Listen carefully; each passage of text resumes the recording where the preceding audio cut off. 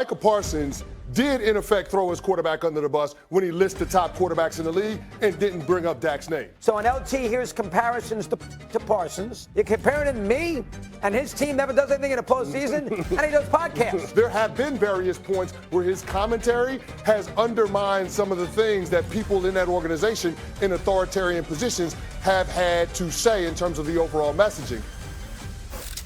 Ooh, the controversy. Micah Parsons took to social media yesterday to gauge reaction to his podcast, writing, LOL. I wonder, do people hate my podcast because it's actually good? Or do people hate it because it's bad? Because hella people in the NBA and NFL have a podcast and nobody has a problem. Will Vaughn, do you have a problem with Micah's comments? Molly, I'm going to be the exception. Occasionally, I text our dear friend Stephen A., especially when it comes to cowboy topics. And I tell him what is literally on my mind, which is nothing could be more irrelevant. What is today, February 21st or something like that? By the way, Stephen A., was yesterday Chuck's birthday? I think it might have been. Yes, it was. It was Charles Barkley's birthday, okay. 62 I years old. Happy birthday, Chuck. So Chuck's getting up there. So here we are in the middle of February, and nobody could be more relevant. When does Micah Parsons ever make noise on a field? I've never heard his podcast. I'm not going to ever hear his podcast. Nothing he says can undermine anything. I'll disagree with Chris Canty briefly just there. Undermine what? Why would anybody with an ounce of sense pay any attention to Micah Parsons? Whatever happened to the phrase, consider the source? Why would you pay if you don't have anything better to do with your life than to hang on the words of Micah Parsons, you need to reorder some priorities. Stephen A., with that, I will cede the rest of the Micah Parsons time to you because I know it matters to you. I know you care about it. If Micah Parsons was doing his podcast in my office about 20 feet away, I wouldn't peek my head in to hear a single thing he has to say. Let me ask you this question before I respond. Have you ever met Micah Parsons? Yeah. I mean, have you ever? I want to see him play. I know yeah, that, but have you ever talked to him? Okay. Yeah. Because I'm here to tell you. I'm here to tell you something. He's a really good guy. Okay. And, I believe you. And he's a really good guy. He really is. That's number one. Number two. Okay, when he says what he says, I think some of the things he says about his Cowboys, I don't give a damn what he says about the Cowboys. I don't have time. I'm too busy working to listen to his podcast a lot. But I got love. Amen. I got love for him because it's first of all, Lawrence Taylor ain't responding about just anybody. There's a reason he says something about Micah Parsons because he knows this brother can ball. He's a 4-time Pro Bowler in all 4 years that he's been in Big D. He's 1-3 in playoff games. He's not the only reason they've lost or what have you. I would tell you that although some things he may say, I find myself scratching my head about in the same breath.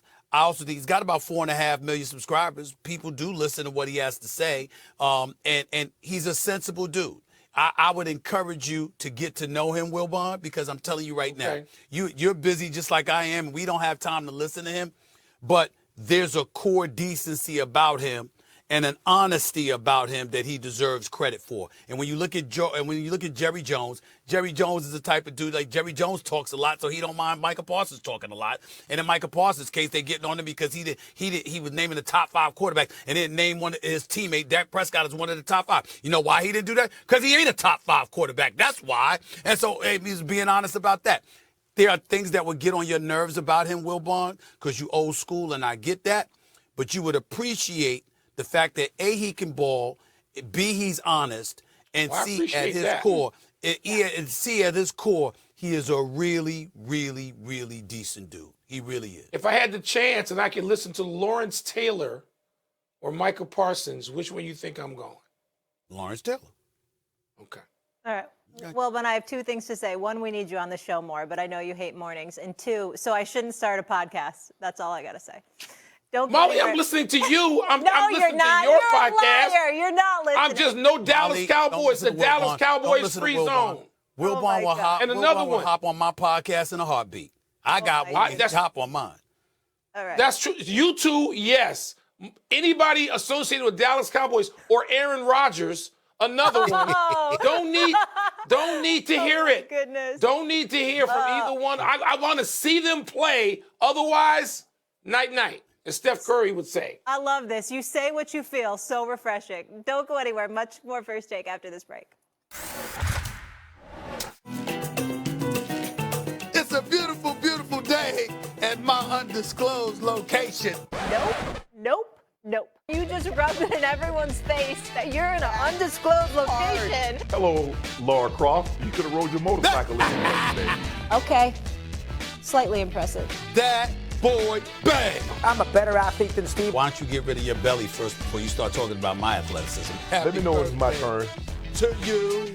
It's a terrible look. He's got something to prove. He leaves Brooklyn. That's a disaster. Mistrip Dub. Stephen, I thought it was the real person. You ever had a hole-in-one? Yes, I have. Lies. If it looks like a duck and it quacks like a duck, then damn it, it's a duck. Chris, I love you. I wish we did TV more together. You're out of your damn mind. I see you at that? those Knicks games courtside. We got to get your butt to one of these hockey events. Let's do that. To provide the answers. Would you or wouldn't you, and why don't we start with the quarterback position, NFL draft, would you or wouldn't you draft Cam Ward over Shedeur Sanders?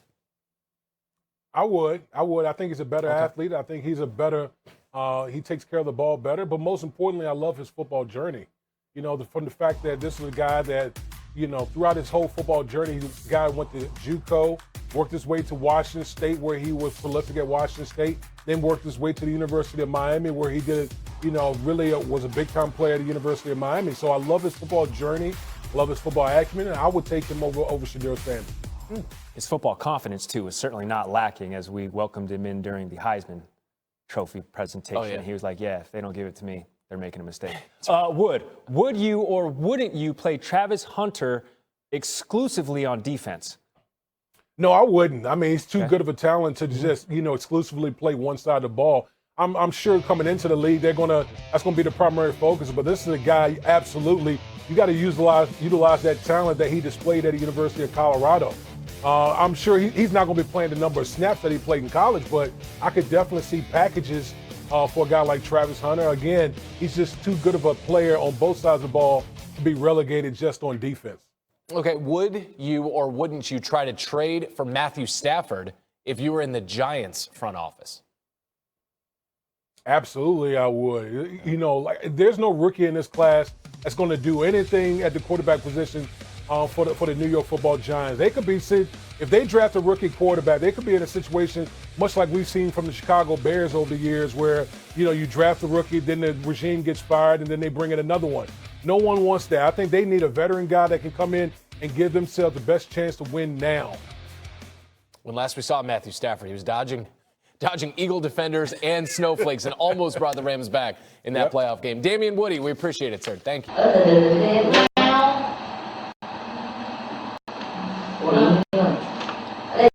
Xin chào tất cả mọi người đã quay trở lại với kênh của mình. Ngày hôm nay mình sẽ tiếp tục hướng dẫn các bạn làm vòng. Vòng hôm nay của mình sẽ có tiêu đề là yêu quái. Mọi người, hôm nay vòng của mình sẽ có tiêu đề là phù thủy. Bây giờ mình bắt đầu nha.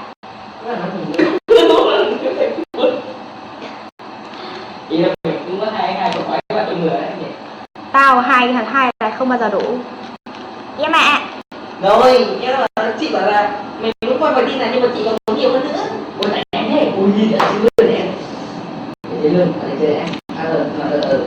Đối với chị á, con voi đòi tiền nó là bình thường. Giờ con voi phải đòi 2-3 trứng nó mới khó á.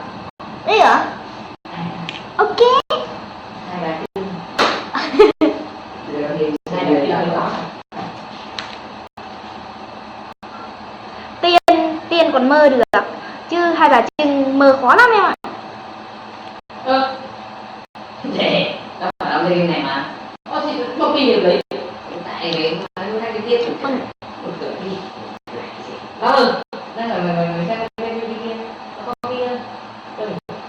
Nó có cái này giống như nó ôm gọi lắm. Mình nhìn ở đây mình nghĩ nó sợ nó bị ác.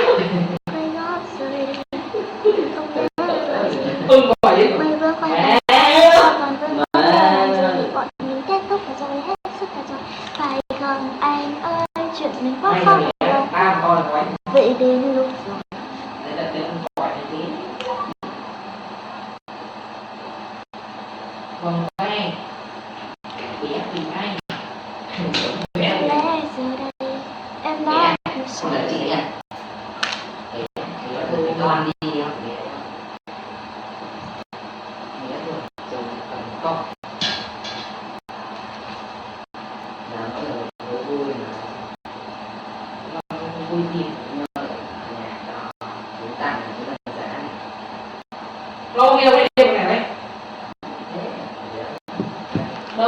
này không?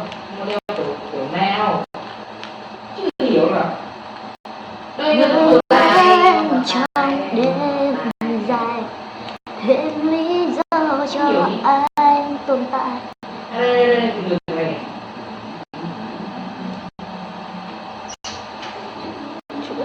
Cho mình đứng nhá. Chỉ học cái điều ấy. Cái điều này đúng. Đây. Chỉ đầu này đúng. Đây. Tẹo nữa mà tẹo nữa ta đi